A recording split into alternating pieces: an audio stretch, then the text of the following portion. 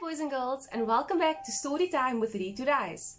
Today's story that we'll be reading is called Rumpelstilskin, and it's written by Joanna Nadin and illustrated by Alejandro O'Keefe. So let's read today's book to find out what it's all about. In the far-off times, there lived a poor miller and his daughter Lily. Lily was kind and clever and good, but the miller was a show-off who liked to tell tales. Lily was in love with the prince, but was too poor to be his wife.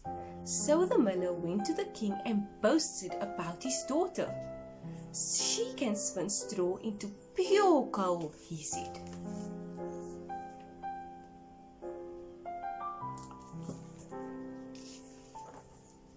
The king was delighted and summoned Lily to the castle. There he took her to a turret and showed her a bale of straw. "Spin it into gold by morning, and you may marry my son," he said. Then he locked the door. But of course, Lily had no idea what to do, and stamped her foot crossly. At this sound, a goblin appeared.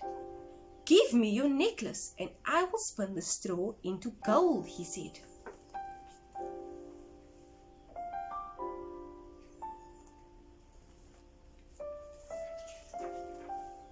Lily's necklace had belonged to her mother, so she did not want to give it away. Yet she did want to marry the prince, so she agreed. The goblin was as good as his word and spun the straw into reels of gold. The king was pleased, but he was also greedy.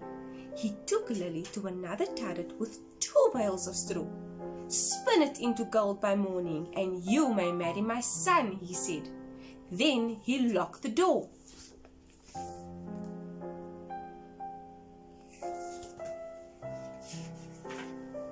Again, Lily stamped her foot, and again the gobbler appeared. "Give me your ring, and I will spin the straw into gold for you," he said. Lily gave him the ring, and the goblin spun the straw into reels of gold. The king smiled when he saw the gold, but it made him greedier still. He took Lily to another turret with 3 bales of straw. "Spin it into gold by morning, and you may marry my son," he said. Then he locked the door.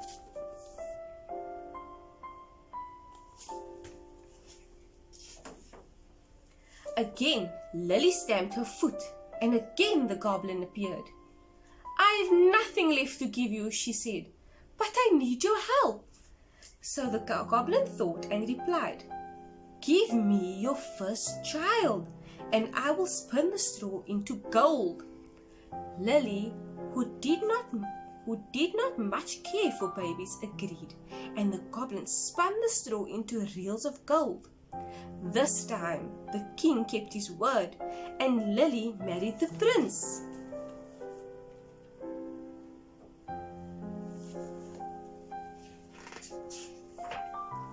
The years passed, and in her happiness, Lily forgot that she did not much care for babies.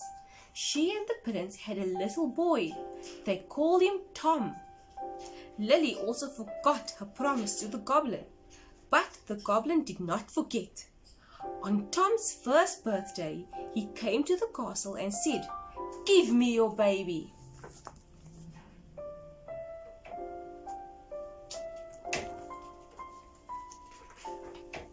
Lily could not bear to be parted from Tom and offered the goblin gold instead. But the goblin said Tom was the only treasure he wanted. But, as I have told you, Lily was a clever girl. "If I can guess your name, will you let me keep Tom?" she said. "I will give you 3 days," said the goblin, "but you will not win. The child will be mine."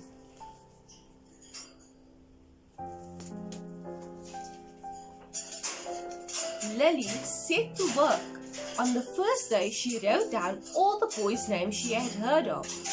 When the goblin came that evening, she said, "Is your name Adam?"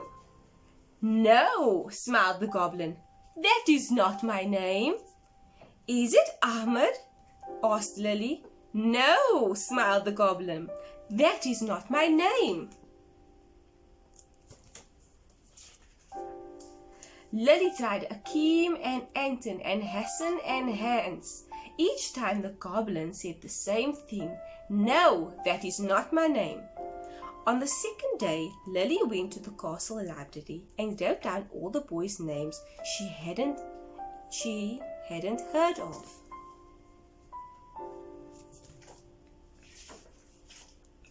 When the goblin came that evening, she said, Is your name Achilles? No, smiled the goblin.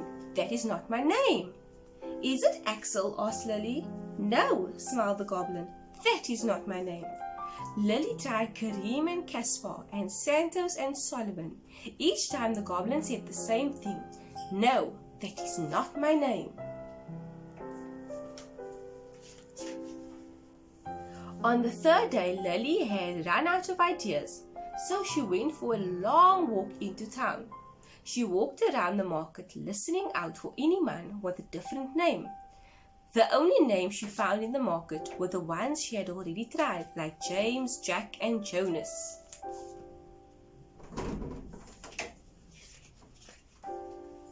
Lily had almost given up hope when she saw a market stall selling reels of thread. A little man was singing to himself as he stacked them in neat piles.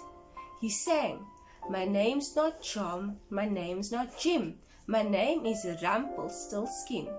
Lily smiled because she could see that the little man was the very same goblin who wanted to take Tom away.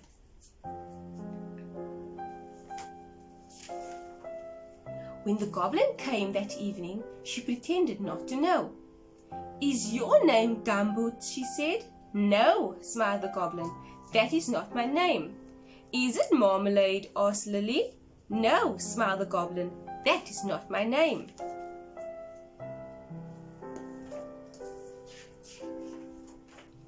Lily tried Slurp and Squelch and Mutton and Tintin, but each time the goblin said the same thing. No, that is not my name. Then Lily had one last guess. Is your name Rumpelstilskin? She asked.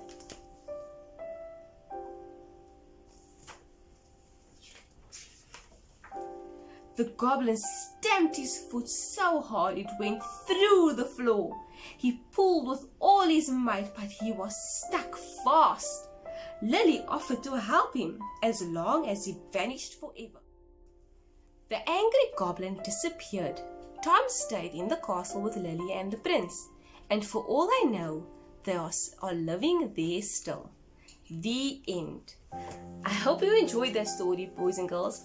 Join us next week for story time with Read to Rise.